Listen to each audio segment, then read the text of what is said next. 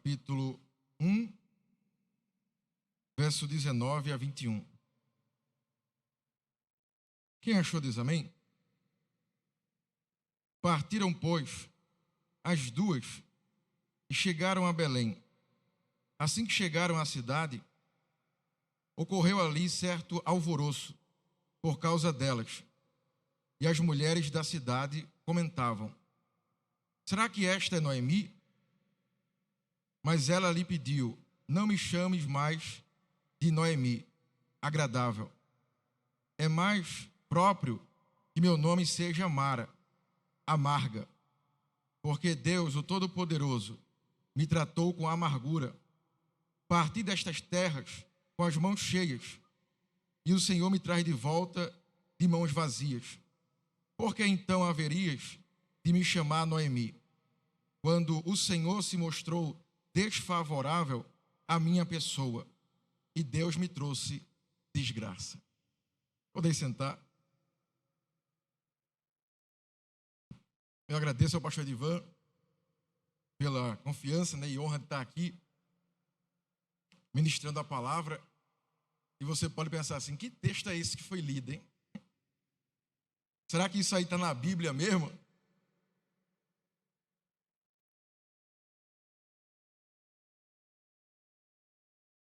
Ou é alguma coisa que foi inventada, que foi colocada aí? Mas não, irmão, está na Bíblia. Faz parte da história de Noemi. Essa é uma fala de Noemi. Noemi morava em Belém, juntamente com seu marido e seus 2 filhos. Eles, por causa da fome, foram para a terra de Moabe. Uma grande crise, uma grande fome invadiu aquela cidade. Então eles saíram da cidade em busca de comida, em busca de uma nova perspectiva de vida.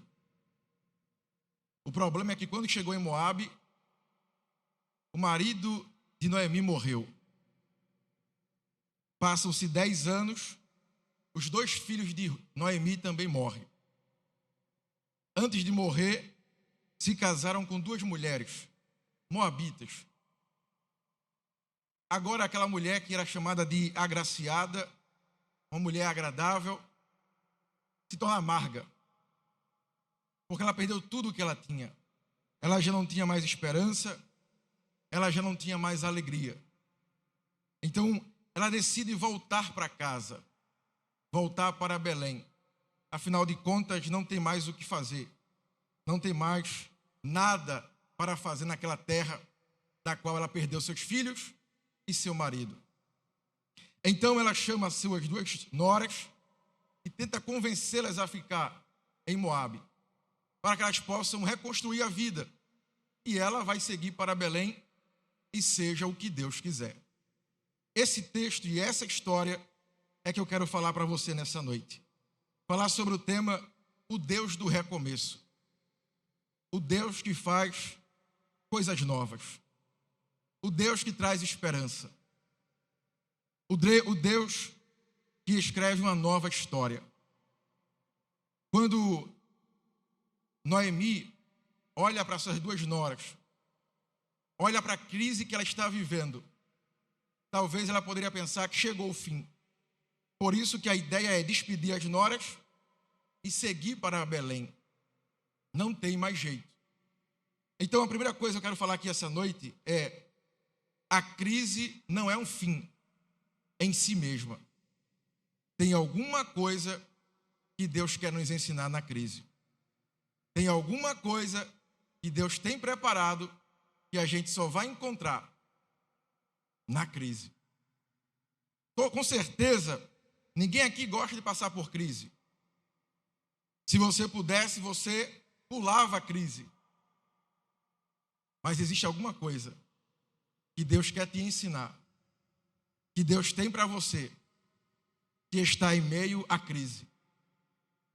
Porque quando Noemi está em Moabe, e os filhos morrem, o marido morre, e ela pede para que as suas 2 noras vão embora, ela não sabia que o destino dela iria mudar a partir do encontro dela com Ruth. E ela só pôde encontrar Ruth em Moabe, no meio da crise. E quando ela vai embora, minha filha, eu não tenho mais filho, vai demorar muito eu ter algum filho. Orfá chora, Ruth chora, e ela continua insistindo. E Orfá diz: tá bom, você me convenceu, eu vou embora. Só que Ruth olha para Noemi e diz assim: eu não vou a lugar nenhum, eu vou te seguir. O teu Deus será o meu Deus, o teu povo será o meu povo. Aonde tu morreres, ali também eu morrerei. O que Noemi não sabia, irmão, é que Ruth era a peça que faltava para a mudança na história dela. Muitas vezes a gente não sabe o que é que Deus está fazendo e nem o porquê de uma crise.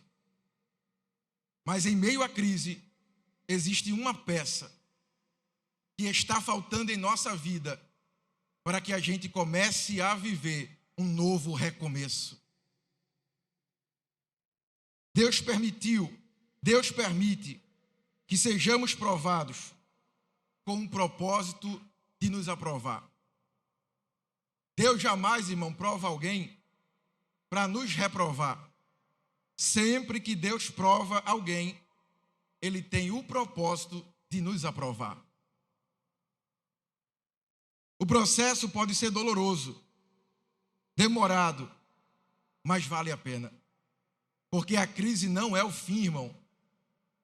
A crise não é um fim em si mesmo. Deus, Ele não se alegra quando Ele vê o seu servo sofrendo. Deus, Ele não fica feliz quando Ele vê você triste. Deus, Ele não fica bem, irmão, enquanto você está mal. É porque em meio à crise existe alguma coisa que Deus tem para nos ensinar.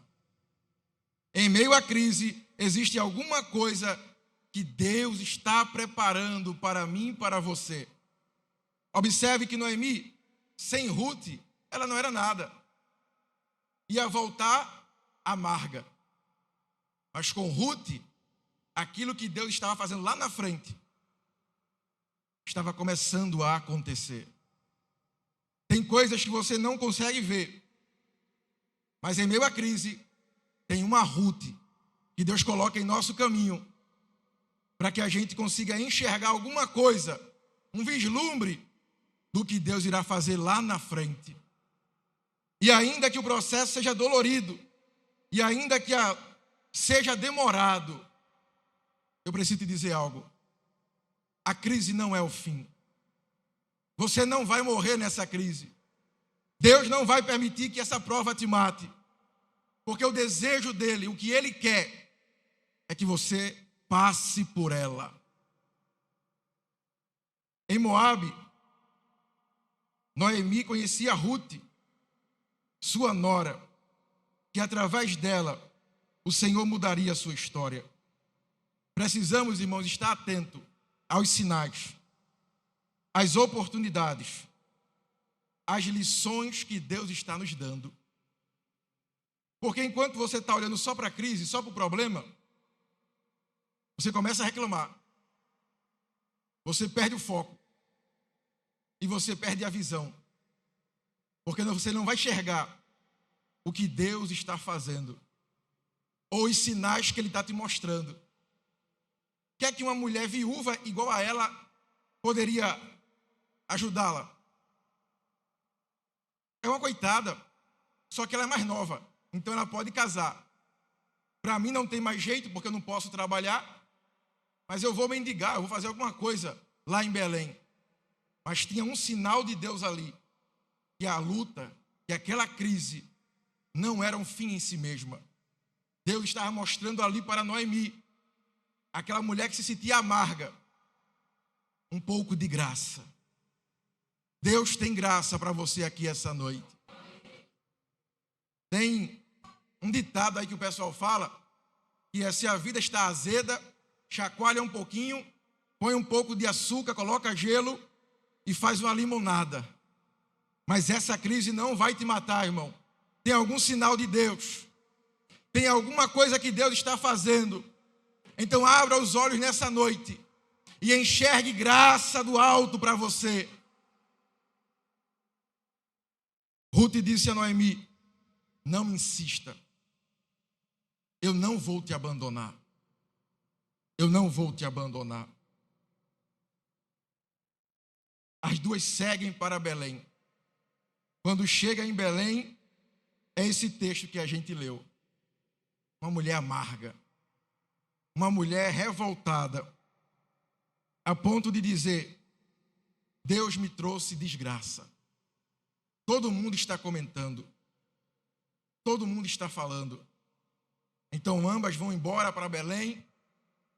E aí um dia Ruth diz assim: Noemi, deixa eu ir pegar algumas espigas para que a gente possa comer. Para que a gente não morra de fome. E Noemi: está certo, minha filha. Pode ir lá pegar algumas espigas. E Ruth vai. Começa a colher espigas e andando. Colhendo espigas e andando. Ela chega nas terras de quem? De um homem chamado Boaz.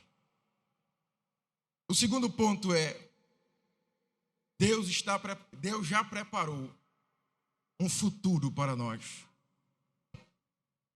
Deus já preparou um futuro para nós.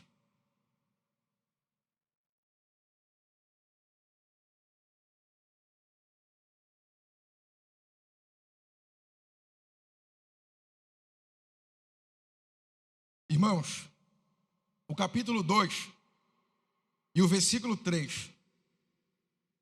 Deixa ele botar aí na tela, para ver qual palavra aparece.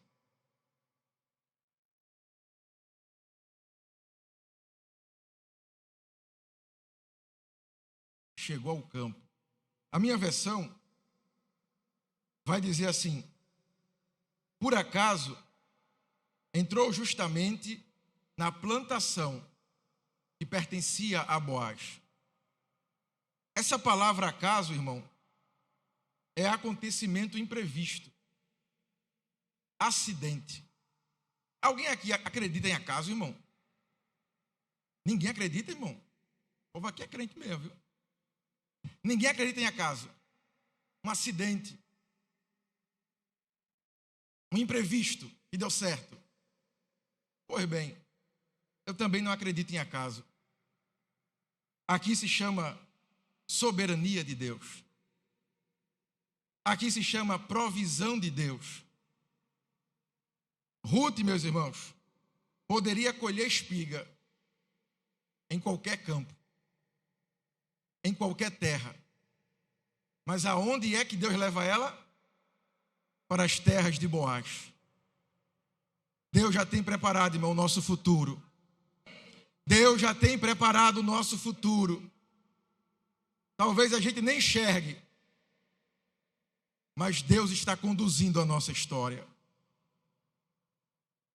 De todos os campos que Ruth poderia ter ido colher espiga, o Senhor levou ela justamente para as terras de Boaz. E existia uma lei naquela época, era a lei do levirato. Quando o irmão morria, o irmão que estava vivo casava com a viúva, para dar descendentes, para que o nome do irmão não morresse. E quem era Boaz? Boaz era um homem rico, influente, da cidade de Belém. Era parente do falecido marido de Noemi. Ele poderia se casar com Ruth. Olha como é que Deus faz as coisas. Boaz era o resgatador de Ruth. Ele não conhecia ela não conhecia ele. Mas o Deus da história aproxima os dois. Não é coincidência, não é obra do acaso. É Deus trabalhando, porque Ele já tem um futuro preparado para nós. Eu não sei como você está aqui essa noite, ou o que te preocupa.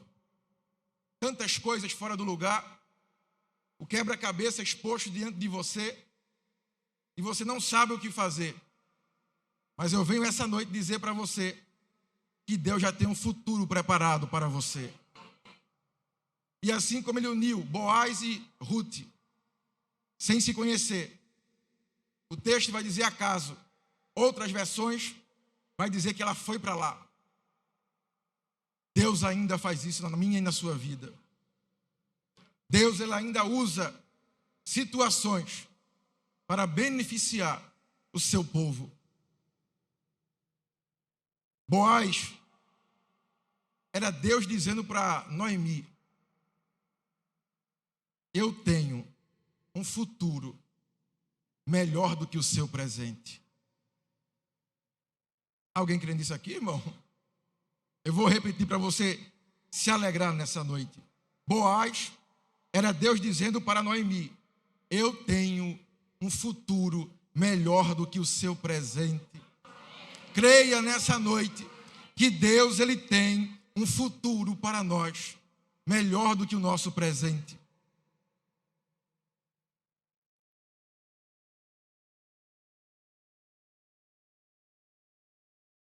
E isso, irmão, independente do que você esteja vivendo, independente de como você chegou aqui essa noite, eu posso afirmar que Deus tem um futuro melhor para você do que o seu presente. Deus fez com que Boaz olhasse para Ruth com compaixão. Ele dá permissão para que ela apanhe espigas e ainda lhe dá dignidade. Ela não era mais uma estrangeira, alguém que estava ali mendigando. Boaz pergunta: quem é essa jovem? Veio com Noemi, é nora dela. Deixe ela colher espiga, dê água a ela, dê comida a ela, deixe ela estar perto de vocês.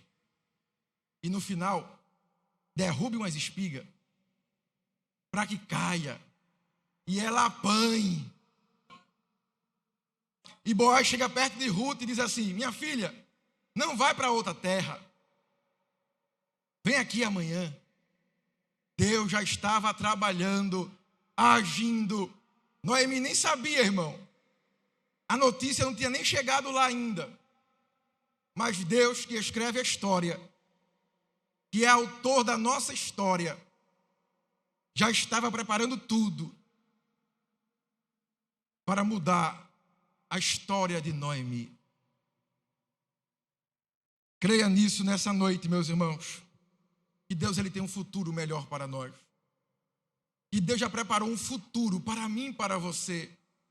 E ainda que a gente não consiga enxergar, que a gente não consiga ter um vislumbre dele, mas comece a olhar os sinais. Comece a observar as pessoas que se aproximam de você. Comece a ver a mão de Deus agindo. Só tem um detalhe: a mão de Deus é invisível. A mão de Deus é invisível. Mas creia nessa noite que a mão invisível de Deus está te sustentando.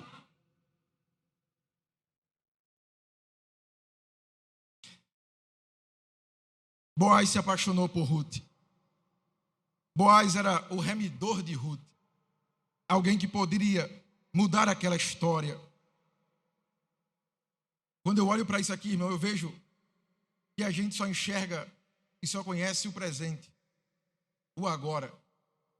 Mas Deus ele já viu o nosso futuro. Deus já viu o nosso futuro.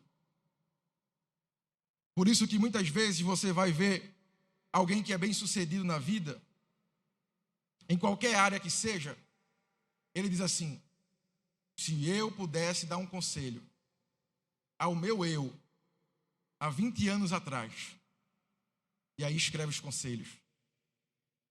Só que a gente não tem esse poder de conhecer o futuro, e nem de quando a gente chegar daqui a 20 anos, voltar e dar conselho para nós mesmos. Não existe isso. É por isso que eu venho aqui essa noite dizer para você: Deus tem um futuro preparado para nós. E não vai precisar você voltar, porque isso não pode, e nem se adiantar, porque também isso não pode. Então isso significa que você vai precisar crer aqui essa noite que o Deus, autor da história, está escrevendo a minha e a sua história. E nós só precisamos obedecer, só vivê-la, crendo que o que Ele tem para nós é muito melhor, é muito maior, e que a gente nem imagina, mas que quando acontecer, a gente vai dizer, valeu muito a pena. A melhor coisa que eu fiz foi confiar, foi acreditar. Romanos 8, 28 vai dizer, todas as coisas cooperam para o bem daqueles que amam a Deus. Todas as coisas cooperam para o bem daqueles que amam a Deus. Eu não estou aqui só falando palavras boas. Eu não estou aqui só declarando coisas melhores para o futuro. Eu estou falando aparado pela palavra de Deus. Que Deus é aquele que conhece o nosso futuro. E que se nós obedecermos a palavra dele hoje, e amarmos a ele, confiarmos nele, todas as coisas cooperarão para o nosso bem. Sejam boas ou sejam ruins. Sejam para trazer alegria ou uma tristeza momentânea. Mas ainda assim, veremos a mão invisível de Deus trabalhando em nosso favor.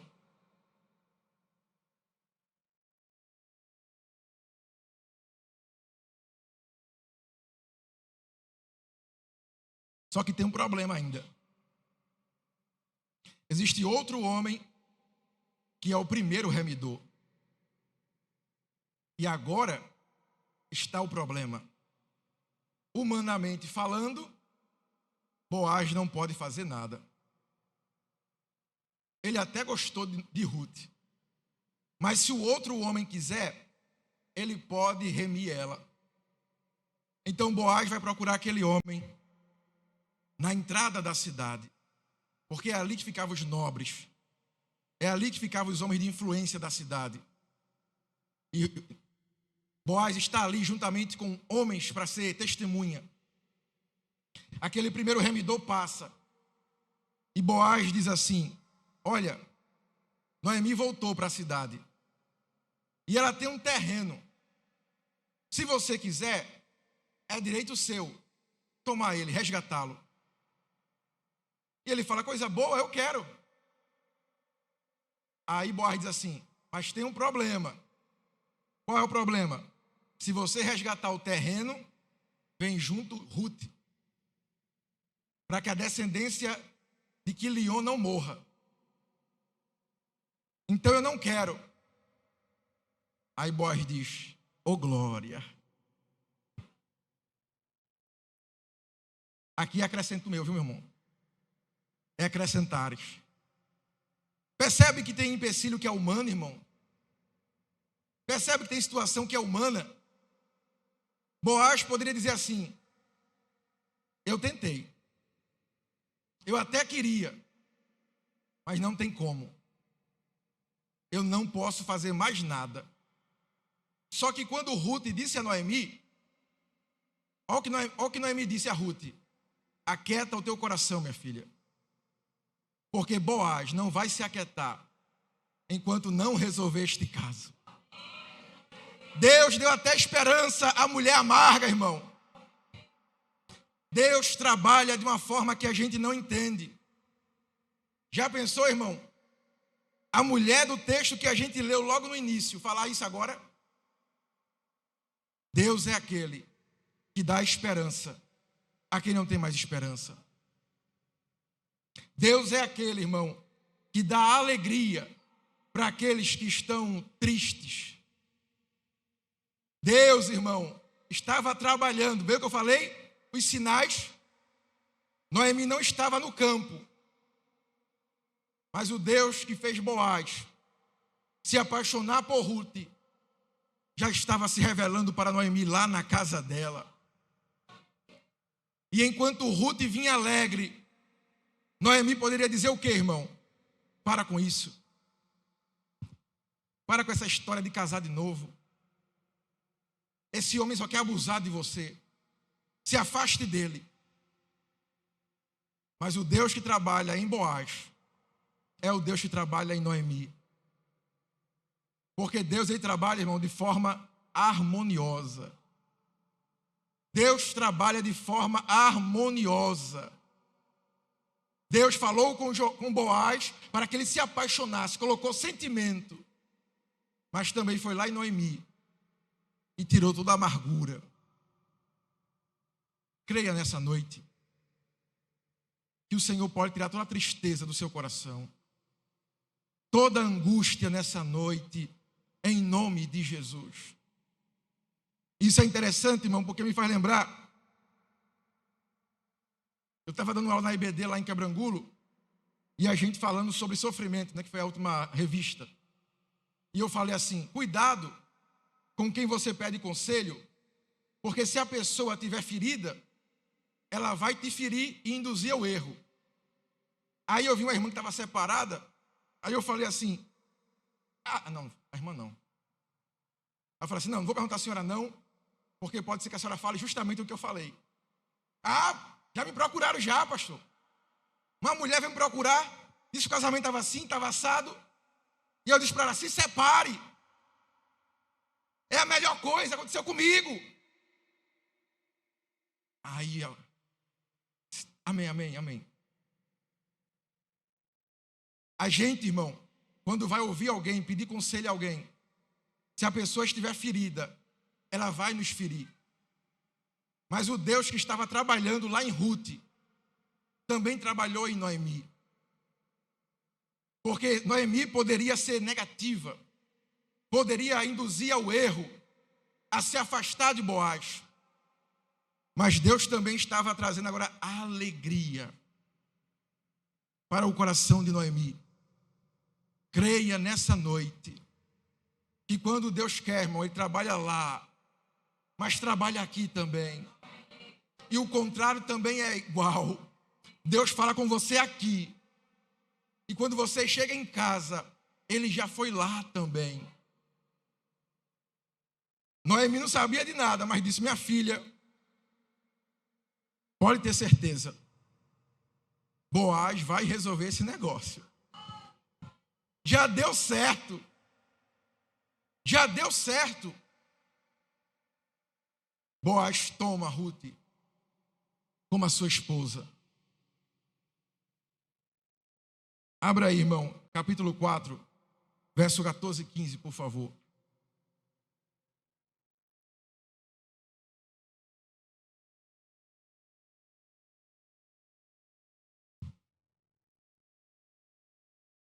Capítulo 4, versículo 14. Olha só, que coisa maravilhosa. Diferente do que a gente começou. Então as mulheres disseram, Noemi deixou hoje, bendito seja o Senhor, que não te deixou de lhe dar um neto, que será o seu resgatador, que o nome dele venha a ser famoso em Israel. Nele você terá renovação de vida e consolo na velhice, pois a sua nora, quem ama você, o deu à luz. Para você, ela é melhor do que 7 filhos. Volta para o 14, irmão. Esse testemunho aí, irmão, essa palavra se encaixa na que a gente leu logo no começo. Amarga, ferida. Deus amaldiçoou, trouxe desgraça. Aí agora, o Deus que conhece a história, o Deus que trabalha em favor do seu povo, muda a sorte de Noemi.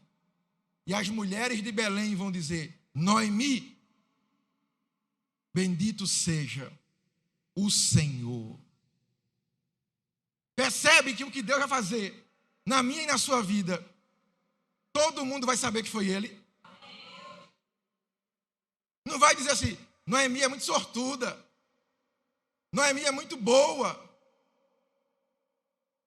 Bendito seja o Senhor, porque tem coisa na sua vida que só Deus pode fazer. Mas sabe qual é o melhor? Ele faz. Bendito seja o Senhor, que não deixou de lhe dar um neto, que será o seu resgatador. Aí o melhor vem agora, que o nome dele venha a ser famoso em Israel. Irmão, uma mulher viúva, sem filhos, sem esperança, amarga, combina com esse texto, irmão? Então, nessa noite, em nome de Jesus, creia e se prepare para dias melhores, para um futuro melhor, em nome de Jesus.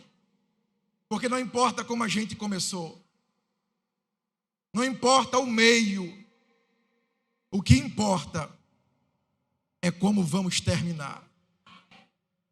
E até quem está em nossa volta vai dizer, realmente Deus é com ele, realmente Deus é com ela, bendito seja o Senhor.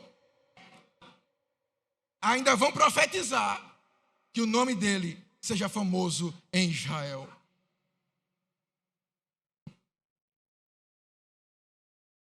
A mulher que se tornou amarga por causa da morte dos seus filhos, da sua família, teve a sua história transformada e voltou a ser agraciada. Eu creio, irmão, e posso declarar aqui essa noite, a nossa história não vai terminar amarga. A nossa história não vai terminar amarga. Deus transformará toda a amargura em graça. Em graça, em nome de Jesus. Graça para você voltar a crer. Graça para você voltar a sorrir. Graça para você entender que a crise não é o fim. Para que você creia que Deus já preparou um futuro para você. E para que você veja o cumprimento da palavra de Deus. Boaz se casou com Ruth. Dessa união nasceu um filho que se chamou Obed. Obed gerou a Jessé. Jessé gerou o rei Davi. Ruth, irmão, de estrangeira, viúva, acompanhante de uma mulher sem perspectiva, passou a fazer parte da genealogia do Filho de Deus. Aí a Bíblia vai dizer, Deus faz a estéril ser mãe de filho. Deus é o marido da viúva. Deus é o pai do órfão. Ele está dizendo, eu cuido dos meus. Eu cuido dos meus. Viúva, estrangeira, acompanhante de uma mulher amarga. Aí Deus diz, não, a história não vai terminar assim. E vai acontecer o quê, Senhor? Ela vai ser a mãe de Obed. Tá, mas quem é Obed? É o pai de Jessé. Quem é Jessé? É o pai do rei Davi. Acabou por aí, irmão? Tem mais. Olha para o seu irmão e diga assim, tem mais. Tá bom não, irmão? Mãe do rei? Mãe do rei tá bom, irmão? Tá bom demais, ela é vó, ela é da genealogia. Acabou por aí. Deus disse, não, é graça. E é graça abundante. É graça sem limite. É graça, irmão. E a graça não tem limite, irmão. Talvez você está aqui hoje e pense assim, será que tem jeito para mim? Tem. Será que Deus pode mudar a minha história? Pode. Será que eu estou aqui desse jeitinho assim? Tem, irmão. Porque a graça de Deus é abundante. A graça de Deus não é segundo a lógica dos homens. Mãe do rei. Deus disse, não, eu quero mais.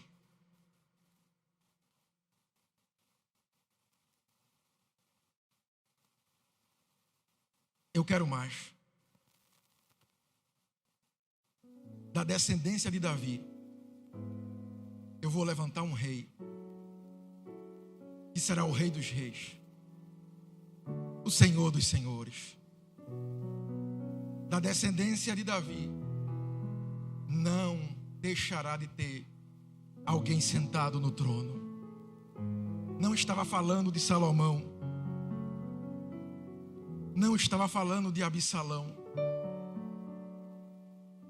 estava falando lá no Novo Testamento. Um casal, José e Maria.